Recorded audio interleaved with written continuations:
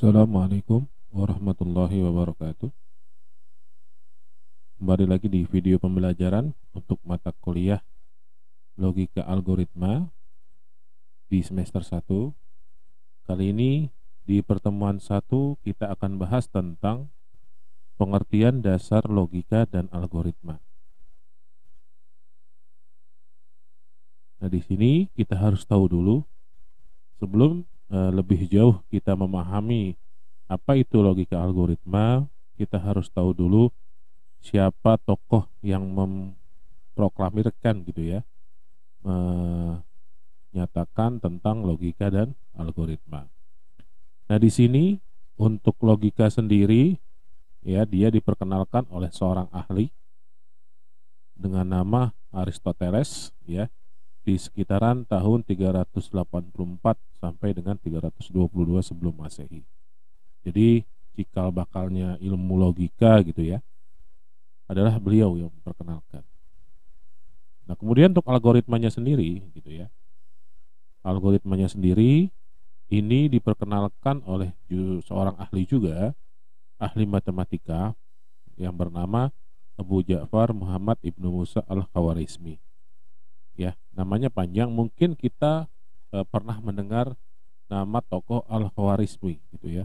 Nah, jadi beliaulah yang memperkenalkan tentang teknik algoritma ya, seorang ilmuwan asal Persia yang membuat sebuah kitab dengan judul Al-Jabr wa Al-Muqabalah ya, atau Rules of Restoration and Reduction gitu ya, sekitar tahun 825 Masehi. Jadi dua tokoh inilah yang membuat tentang ilmu logika dan algoritma yang bisa kita rasakan dampaknya, impactnya sampai dengan sekarang ya, buat acuan kita dalam menyusun sebuah analisa sistem gitu ya, dan sebagainya yang berkaitan dengan ilmu logika algoritma. Terkait logika dan algoritma, dia punya definisi masing-masing gitu ya. Nah, di sini pertama, definisi untuk logika sendiri di sebelah kiri ini adalah ilmu dalam lingkungan filsafat yang membahas prinsip dan hukum penalaran dengan tepat. Nah, ini menurut Rahmat tahun 2013. Yang kedua, dia ilmu yang memberikan prinsip yang harus diikuti agar dapat berpikir valid menurut aturan yang berlaku. Ya, menurut Mustafa tahun 2016. Nah, jadi sebelum kita ke algoritma, saya ambil poin besarnya dari ilmu logika gitu ya, bahwa logika ini adalah ilmu yang memberikan kita prinsip untuk berpikir ya. Kadang ada istilah mikirnya pakai logika gitu ya. Nah, artinya ilmu yang memberikan prinsip gitu ya, prinsip berpikir valid ya, sesuai logika gitu. Kadang-kadang kita suka ngomongnya sesuai logika, artinya harus valid gitu ya, menurut aturan yang berlaku, tidak bisa sembarangan. Nah, itulah ilmu logika. Sedangkan algoritma sendiri ada 3 poin penting. Algoritma di sini yang pertama urutan langkah ya, untuk menyelesaikan masalah matematika dan logika. Yang kedua, deretan instruksi yang jelas untuk memecahkan masalah. Yang ketiga, sekumpulan instruksi yang jumlahnya terbatas apabila dilaksanakan akan menyelesaikan suatu tertentu. Nah, dari 3 poin ini, ya, poin besarnya adalah satu, yang di sini saya ambil urutan langkah. Yang kedua, deretan instruksi.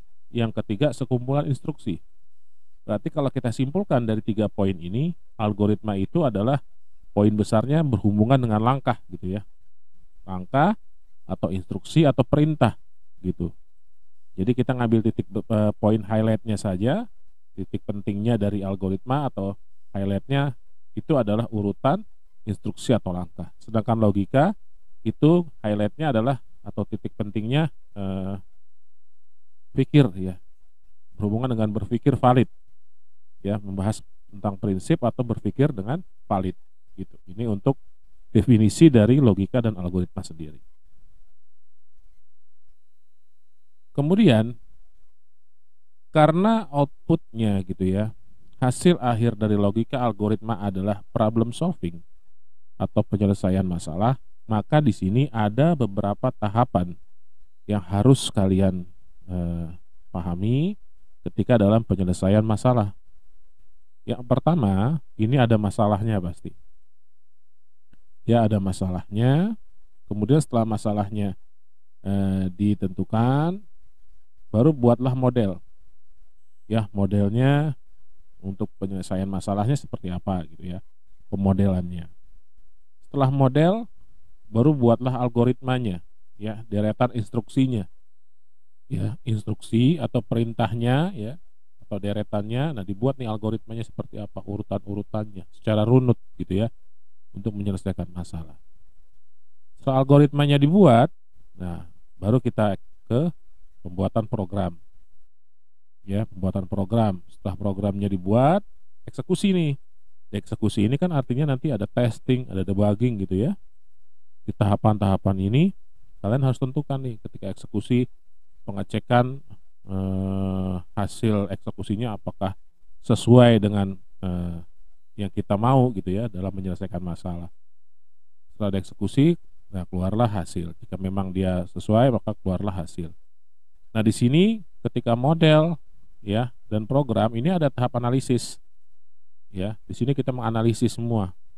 Nah, sedangkan data itu ada di tahap eksekusi menuju hasil. Jadi setelah eksekusi ya, ada data di sini, ya maka keluarlah hasil. Jadi hasil ini identik dengan data atau output gitu ya, yang dikeluarkan dari pengeksekusian sebuah program.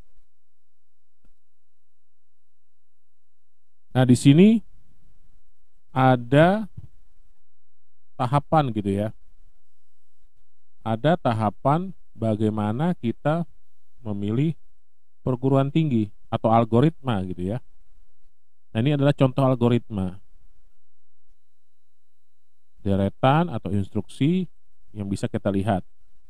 Nah, pertama di sini kita mulai dengan memilih perguruan tinggi. Ya. Setelah kita memilih perguruan tinggi, kita ngisi formulir pendaftaran tahap selanjutnya. Formulirnya sudah diisi, kita ikutin tes masuk. Ya, kita mengikuti tes masuk. Jika tesnya sudah dilalui, nah di sini ada decision, keputusan. Jika lulus, lanjut ke tahap selanjutnya. Jika tidak, selesai di sini. Artinya setelah tes masuk ya sudah. Jika tidak lulus, gitu ya. Berarti kan kita harus mencari opsi lain. Nah, jika lulus, dia mendaftar mendaftar ulang atau bayar SPP di sini. Ya, ini urutannya. Setelah bayar, daftar ulang, baru ambil KTM-nya atau kartu tanda mahasiswa. Maka di sini algoritmanya akan berhenti. Nah, ini contoh algoritma yang benar gitu ya. Contoh algoritma yang baik karena urutan langkahnya logis. Ya, algoritma itu harus berpikir logis. Ya, jangan sampai kalian bikin algoritma, bikin aja tapi kok ujung-ujungnya nggak masuk akal gitu ya, nggak logis. Nah, ini contoh step by step algoritma yang baik gitu ya urutannya karena dia logis. Nah, contoh selanjutnya, nah ini tetap di perguruan tinggi. Ini contoh yang tidak logis atau yang tidak baik gitu ya. Karena urutannya nggak logis. Pertama dia ikutin tes masuk. Habis tes masuk dia baru milih perguruan tinggi. Nah, kalau kita lihat di sini, dia ikutin tes masuk apa di sini gitu ya. Ya kalau tadi kan dia pilih perguruan tingginya dulu, terus ngisi formulir baru tes, ketahuan. Dia tes perguruan tinggi. Tapi kalau ini dia ngikutin tes. Tes apa di sini? Baru milih perguruan tinggi atau kampusnya. Setelah milih perguruan tinggi, baru ngisi formulir. Habis ngisi formulir bayar SPP. Kan nggak ketahuan nih, habis ngisi formulir layak apa enggak dia. Gitu kan, tahu-tahu bayar SPP aja. Jika lulus tes lanjut ke 3. Jika tidak selesai. Next selanjutnya ngambil KTM lalu stop. Ya, ini urutannya berantakan banget. Ya. Tidak baik urutan algoritma seperti ini gitu ya. Artinya kita berpikir logis, berpikir algoritmanya yang baik ya, tersusun rapi ya seperti ini. Step by stepnya jangan sampai kalian lewati gitu ya. Kan kita ujungnya menyelesaikan masalah, bukan bikin masalah baru. Nah, kalau kayak gini bikin masalah baru nih. Ikut tes masuk apa? Habis tes masuk milih kampus, milih perguruan tingginya. terus ngisi formulir, terus bayar SPP yang nggak jelas. Nah, ini contoh dari algoritma yang tidak baik gitu ya, karena tidak logis. Selanjutnya, masih dengan contoh algoritma gitu ya. Masih dengan contoh algoritma. Nah, di sini contoh algoritma membuat mie ya.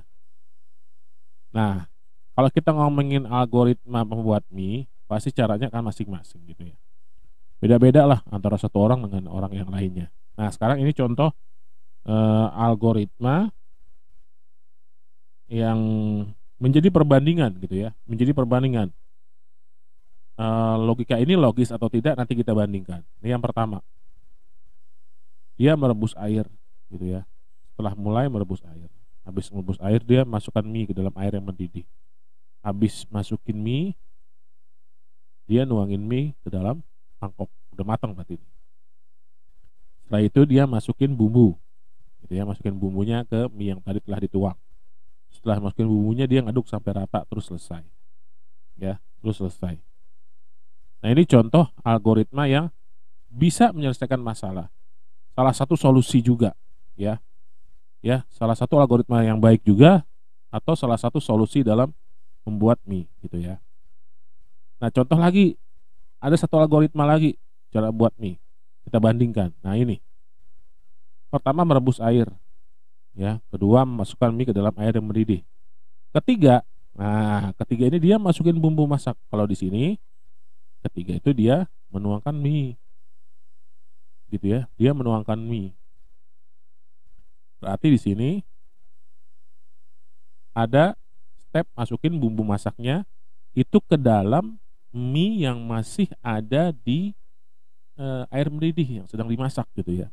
Berarti dia mie-nya bukan di mangkok. Kalau ini kan mie-nya di dalam mangkok nih.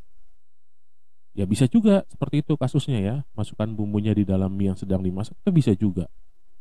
Itu karena kan algoritma masak mie itu beda-beda tiap orang. Terus dia diaduk tuh sampai matang, sampai rata. Baru dia dituangin. Nah, dia nuanginnya ke tahap terakhir baru selesai. Kalau tadi kan dia nuanginnya di sini ya di tahap tengah, di tahap ketiga. Tapi kalau ini dia menuangkannya di tahap terakhir. Apakah salah? Tidak. Ya, salah satu solution juga. Gitu ya. Karena kan selera orang beda-beda ketika algoritmanya memasukkan bumbu. Ada yang di mangkok, ada yang di pancinya langsung gitu ya. Nah, itu adalah selera berbeda dari masing-masing orang gitu ya. Nah, selanjutnya tentang karakteristik algoritma. Ya, algoritma punya karakteristik tertentu ya. Nah, di sini yang pertama, algoritma itu harus berhenti setelah mengerjakan sejumlah langkah terbatas. Ya, kayak tadi contohnya dia ada stopnya gitu ya. Algoritma itu kan nggak jalan terus. Ya, kalau algoritmanya jalan terus ya kapan selesainya masalahnya gitu. Karena kan dia ingin menyelesaikan masalah. Dia ada langkah terbatas ya. Step-stepnya itu ada berhentinya, ada stopnya. Makanya dia dengan mengerjakan sejumlah langkah terbatas di sini. Ya, ada batasannya. Kemudian setiap langkah harus didefinisikan dengan tepat dan tidak berarti dua.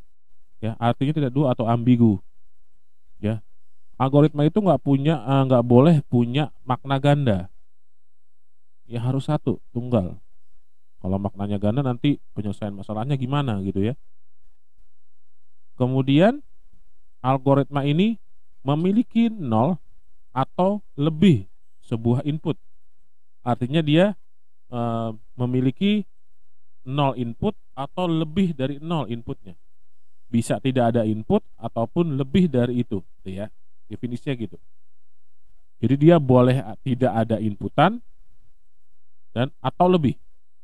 Ya, artinya boleh lebih dari 0, 1, 2 dan seterusnya untuk inputnya. Kemudian algoritma mempunyai 0 atau lebih output. Ya, artinya dia 0 atau lebih dari 1 atau lebih dari 0 gitu ya, atau lebih dari 0 outputnya. Tidak mempunyai output atau lebih. Nah, gitu. Kemudian algoritma harus efektif. Ya. Efektif artinya tepat guna. Setiap langkah harus sederhana. Jangan langkahnya kebanyakan tapi nggak menyelesaikan masalah. Intinya algoritma itu gini, simple tapi tepat sasaran gitu. Sehingga dia dapat dikerjakan dalam sejumlah waktu yang masuk akal. Ya, timingnya logik, ya. Timingnya sesuai dengan logika, masuk akal gitu. Jangan kita kasih algoritma dikasih timing misalkan sebulan, ya ternyata masalahnya nggak selesai. Jangan kasih langkah lama-lama. Makanya di algoritma ini ada tahap planning, benar-benar direncanain. Kita mau nyelesain masalahnya gimana nih, berapa langkah? Ya, dalam waktu misalkan 15 hari atau waktu 10 hari ini harus selesai. Nah, maka disusun algoritmanya dalam waktu 15 hari penyelesaiannya. Gitu. Jangan melebihi batas waktu atau timing yang sudah ditentukan.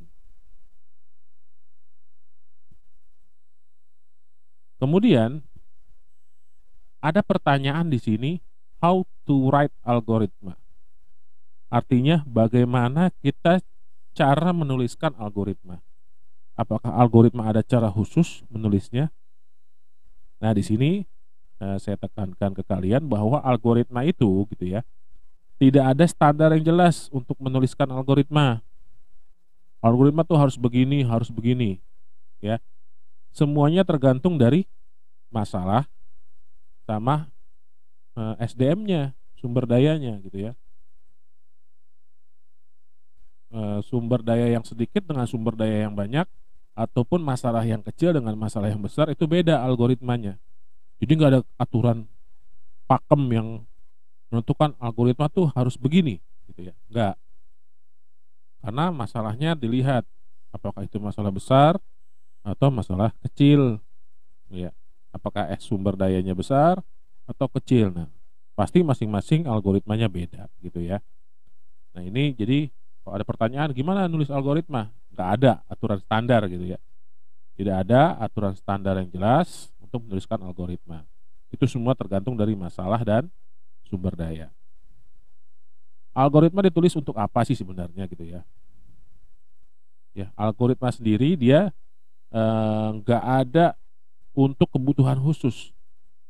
Ya, artinya gini, dia ditulis tidak untuk bahasa pemrograman tertentu, kode pemrograman tertentu gitu ya. Makanya di sini ilustrasinya saya kasih sampling semua bahasa pemrograman.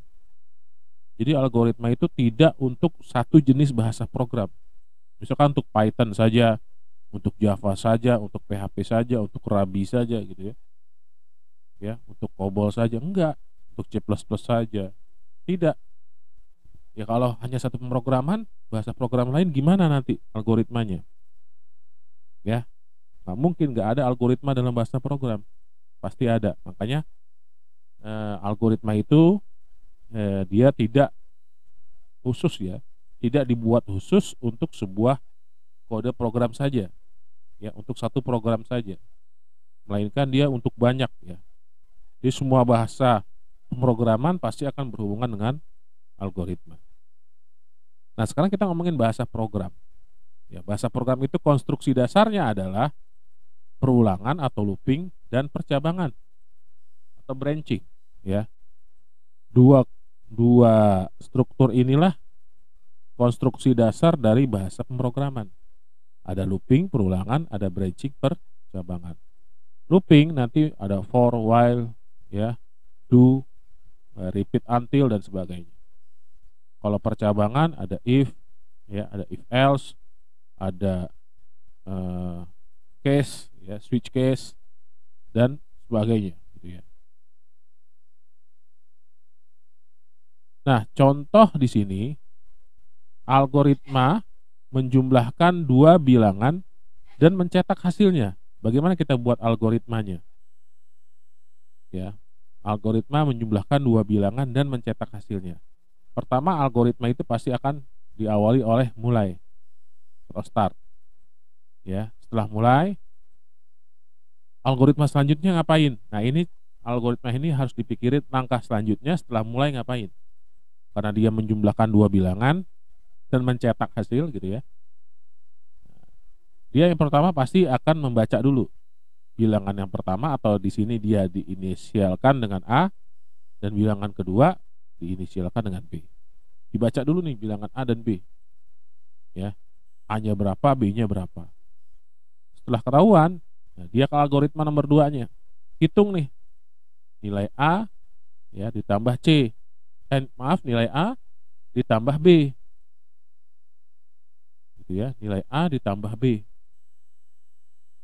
Hasilnya simpan di mana? Dia memakai variabel C untuk menyimpan hasil A plus B. Nah, kemudian kalau C-nya sudah disimpan, kan di sini diminta untuk mencetak hasil gitu ya. Karena kan di sini belum mencetak nih, baru memproses dan disimpan. Nah, maka terakhir algoritma nomor 3, tulis nilai C. Tulis itu artinya dia cetak. Ya, cetak hasil nilai A plus B disimpan pada C tadi, maka dicetaklah hasilnya tulis nilai C. Nah, kalau algoritmanya sudah memenuhi syarat gitu ya, sudah sesuai dengan yang kita mau, maka algoritma itu harus diselesaikan. Karena merujuk ke tadi ya, karakteristik algoritma bahwa algoritma itu harus berhenti setelah mengerjakan sejumlah langkah terbatas. Ya, ada 3 langkah, maka algoritmanya harus dihentikan dengan kata selesai. Gitu ya. Nah, di sini contoh penulisan algoritma menggunakan pseudocode. Ya, ada istilah pseudocode ketika kita membuat algoritma. Di sini ada blok program ya. Ada blok program. Di sini pertama ada bagian nama atau bagian judul. Ya, algoritma penjumlahan. Kemudian di bawahnya ada variabel A, B, C bertipe data integer. Ini bagian deklarasi namanya. Ya, deklarasi variabel. Variabel itu apakah harus A atau B atau C? Enggak. Variabel itu hanya notasi yang digunakan untuk mewakili suatu nilai. Notasi itu jangan dibuat ribet. Variabel itu sesimpel mungkin ya agar diingat oleh si pembuat program.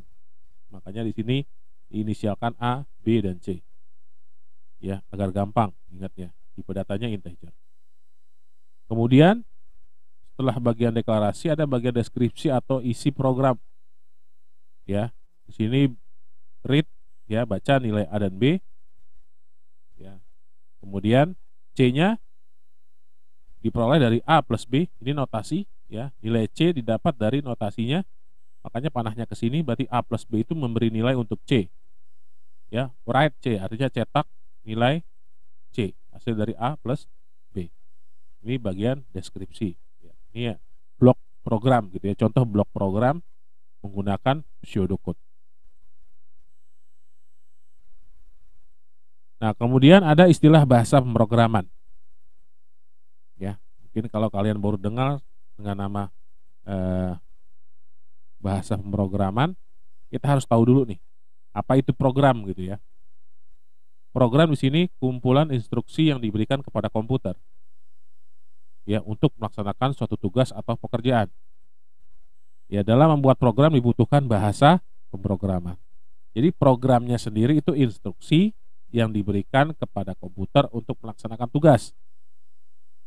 Nah, instruksi ini gitu ya, yang ada di dalam program bisa berjalan dengan adanya bahasa pemrograman. Nah, bahasa pemrograman apa di sini? Bahasa komputer yang digunakan dalam menulis program. Ya, kalau kalian sekarang karena baru gitu ya, yang kalian pelajari bahasa pemrogramannya adalah Python. Di semester 1 ini kalian belajar Python bahasa pemrogramannya. Nah, contoh bahasa pemrograman banyak ya. Di sini saya ilustrasikan contohnya banyak. Ini saya hanya ambil sampel beberapa saja. Kalau kita ngomongin satu persatu banyak.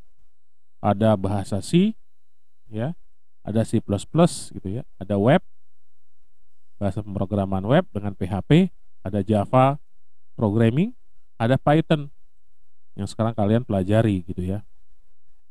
Nah, itu contoh bahasa pemrograman. Kemudian masih di bahasa pemrograman itu dibagi 2 pengelompokannya. Ada low level ya language, ada high level language. Itu istilahnya bahasa tingkat rendah dan bahasa tingkat tinggi. Yang low atau yang rendah, bahasa tingkat rendah, itu dia bahasanya dirancang, instruksinya langsung dikerjakan komputer tanpa interpreter, ya, tanpa penerjemah. Contohnya bahasa mesin, dia cuma mainin bilangan biner 0101 gitu ya. Eksekusinya bahasa mesin itu dengan bilangan biner. Tapi kalau yang kita pelajari, yang sekarang-sekarang ini dia bahasa tingkat tinggi. Ya kenapa bahasa tingkat tinggi? Ya, ini kuncinya. Jadi program menjadi lebih mudah dipahami gitu ya. Dengan bahasa tingkat tinggi program menjadi lebih mudah dipahami. Ya, contohnya tadi sudah saya sebutkan dari bahasa C sampai dengan Python. Ya, kalian pelajari sekarang Python, ya kalian dalemin gitu ya. Kalau sudah memang harus belajar Python, ikuti nih Python rule-nya seperti apa. Ya jangan nanti mudah jenuh gitu ya, mudah jenuh ketika melihat bahasa program. Seninya bahasa pemrograman adalah satu debug. Terjadi error, nah di situ seninya. Kalian benerin, cari problem solvingnya gitu ya. Nah, di situ seninya kita bermain dengan bahasa pemrograman. Nah sedikit kita masuk ke bahasa pemrograman Python gitu ya, yang kalian pelajari di mata kuliah dasar pemrograman. Python ini dirancang oleh seorang tokoh dengan nama Guido van Rossum. Ya, ini beliau yang merancang bahasa Python. Di sini Python bahasa pemrograman yang mudah dipahami untuk seorang yang baru gitu ya, yang belum pernah membuat bahasa program. Python memang simpel, sangat simpel. Gitu. Mencetaknya hanya satu baris, tidak butuh banyak perintah untuk mencetak teks gitu ya. Python banyak digunakan untuk membuat program ya karena satu, mudah dipahami si kuncinya dia. Jadi banyak orang yang pakai. Nah tadi saya bilang Python dianjurkan untuk pemula yang belum pernah coding, yang belum pernah sama sekali mengenal bahasa program, ya Python ya direkomendasikan untuk dipelajari. Ya jadi nanti biar paham rule-rule-nya seperti apa. Nah ini contoh perbandingan antara bahasa C++, Java, dan Python dalam mencetak sebuah output.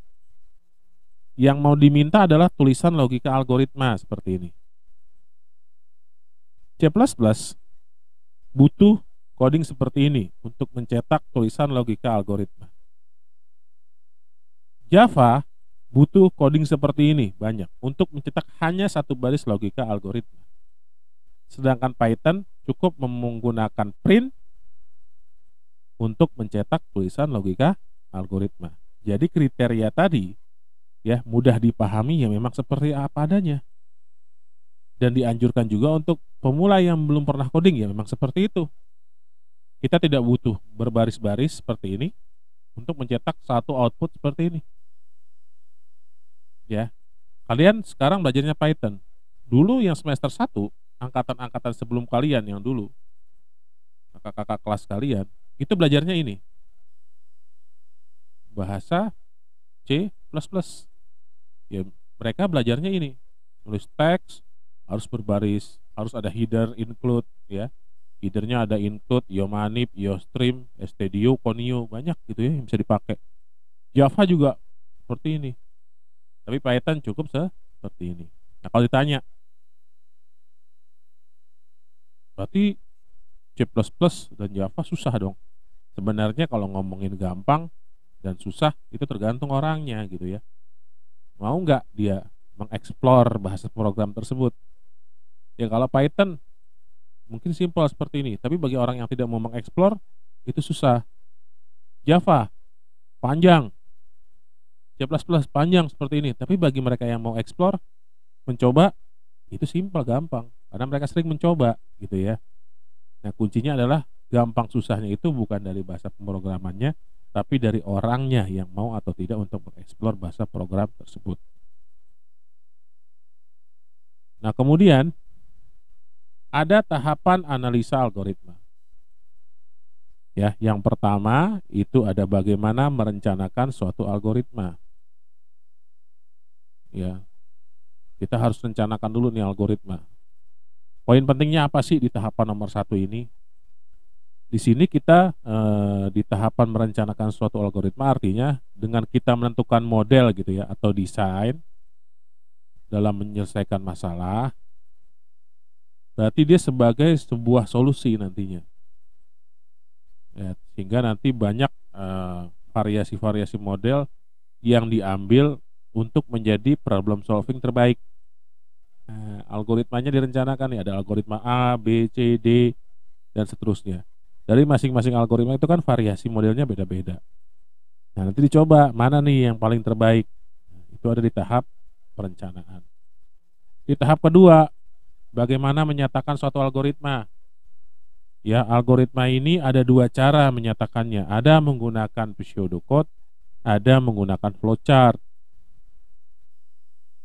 Gitu ya. Poin pentingnya apa sih di poin nomor 2, bagaimana menyatakan suatu algoritma? Ya, di sini kita menentukan model algoritma yang digunakan untuk membuat barisan secara urut, ya, agar nanti solusinya dari suatu masalah didapat. Ya, di sini ada pseudocode dan flowchart. Pseudocode, ya teorinya kalian bisa lihat di sini. Dia bentuk informal untuk mendeskripsikan algoritma yang mengikuti struktur bahasa pemrograman tertentu. Ya tadi contoh pseudocode sudah ada. Nanti ada lagi di next slide, ada lagi contoh pseudocode. Flowchart itu identik dengan diagram. Ya, penggambaran algoritma tapi secara diagram yang menggambarkan alur susunan logika dari suatu masalah. Nah, flowchart ini dia kenapa digambarkan untuk sebuah algoritma gitu ya? Karena flowchart ini adalah diagram yang berbasis proses atau proses oriented. Orientasinya adalah proses. Makanya algoritma itu kan urutan proses atau langkah. Nah, makanya flowchart ini cocok ketika dia harus menggambarkan algoritma. Karena basically dia proses oriented, ya. Nah, kemudian pseudocode tujuannya buat apa sih dibuat? Lebih mudah dibaca sih intinya. Ya, lebih mudah dibaca oleh orang yang menggunakannya. Lebih mudah dipahami juga. Lebih mudah dalam menuangkan ide gitu ya atau hasil pemikiran. Contoh pseudocode. Karena itu adalah bahasa yang disusun oleh seorang dalam memudahkan langkahnya. Intinya dengan bahasa dialah dia nyusun gitu ya. Nah, contoh pseudocode. Ini di bawah contohnya. Contoh pseudocode untuk menghitung luas segitiga. Segitiga ngapain pseudocode pertamanya? Masukin nilai alas, yang kedua masukin nilai tinggi gitu ya. Rumus luas apa? Hitung luas alas kali tinggi bagi 2. Setelah dihitung dicetak gitu ya. Ada 4 langkah urutan pseudocode untuk menghitung luas segitiga. Poin ketiga, bagaimana validitas suatu algoritma, gitu ya. Artinya di sini valid atau tidaknya suatu algoritma untuk mendapatkan solusi gitu ya dalam penyelesaian masalah. Jadi harus valid. Kemudian bagaimana menganalisa suatu algoritma? Kalau poin 4 ini dia melihat runtime-nya ya, waktu tempuh, running time-nya sama jumlah memori yang digunakan. Di poin keempat ini, di bagian menganalisa. Di poin kelima, bagaimana menguji program dari sebuah algoritma. Ya, ada 2. Jadi algoritma ini ketika diimplementasikan dalam bahasa pemrograman, contohnya Python gitu ya, dia harus melalui proses uji coba algoritma. Nah, namanya proses uji coba algoritma. Proses uji cobanya ada 2, ada debugging, ada profiling. Ya, debugging apa? Debugging itu fase dari sebuah proses program, eksekusi program ya, dia mengkoreksi kesalahan. Yang akan mengkoreksi kesalahan. Jadi fase debugging ini adalah fase dalam suatu proses eksekusi program yang akan melakukan koreksi terhadap kesalahan atau istilahnya debug. istilah dalam program itu debug. Debug itu kesalahan. Jadi kalau ada istilah, wah programnya debug, nah berarti ada kesalahan di program tersebut. Nah ini fase debugging lah yang akan melakukan koreksi terhadap kesalahan. Ada fase profiling.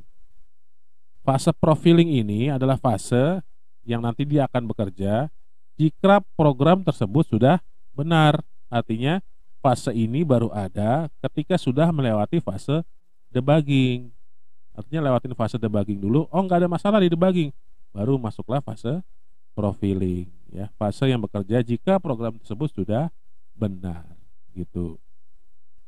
Nah, ini dua fase yang harus dilewati ketika kita menguji atau testing dari sebuah program. Nah, tambahan pseudocode, di sini ada tambahan pseudocode tentang sistem pakar konsultasi ibu hamil, gitu ya. Nah, contohnya di sini dia pertama buka menu konsultasi. Ya, programnya nih ya, pseudocode programnya gini nih, buka menu konsultasi, input nama pengguna gitu ya, input jenis kelamin pengguna, input tanggal lahir pengguna, lalu input alamat pengguna, ya, input pekerjaan pengguna, dan input nomor telepon pengguna. Ya, ini jadi contoh pseudocode program sistem pakar untuk konsultasi ibu hamil. Kalau mau lebih jelasnya seperti apa gitu ya, pseudocode dari sistem pakar konsultasi ibu hamil, kalian bisa lihat di sini. Nah, ini diambil dari sebuah karya jurnal ya, dari paper sistem pakar diagnosa keguguran ibu hamil. Ini ada di repositori BSI. Link ini bisa kalian copy, nanti kalian download. Nah, itulah contoh dari pseudocode pada konsultasi ibu hamil dengan menggunakan sistem pakar. Gitu ya, itu contohnya nanti seperti itu kalau kalian ingin explore lebih lanjut, gitu ya. Nah, ini adalah slide terakhir dari penjabaran saya atau penjelasan saya melalui video pembelajaran mata kuliah logika algoritma pertemuan 1 ini. Besar harapan saya ada masukan ya, koreksi dari kalian, kritik dan saran gitu ya, terkait video pembelajaran yang saya buat ini, yang saya sampaikan untuk kalian. Mudah-mudahan sih banyak manfaatnya gitu ya, sedikit banyaknya ada manfaatnya buat kalian dalam memahami mata kuliah logika algoritma ini, gitu ya. Nah, nanti jika ada yang mungkin bingung atau masih butuh penjelasan lebih detail, kita bisa diskusi lebih lanjut, gitu ya. Kritik dan sarannya sangat berguna dari kalian demi berkembangnya konten video pembelajaran ini ke depannya seperti apa. Mungkin ini yang bisa sedikit saya sharing di pertemuan pertama untuk kalian ya. Ya, nanti sumbangsihnya dari kalian sangat saya tunggu untuk saran lebih baiknya seperti apa ke depannya gitu ya. Terima kasih ya atas perhatiannya dalam menyimak video pembelajaran mata kuliah logika algoritma kali ini. Saya akhiri. Assalamualaikum warahmatullahi wabarakatuh.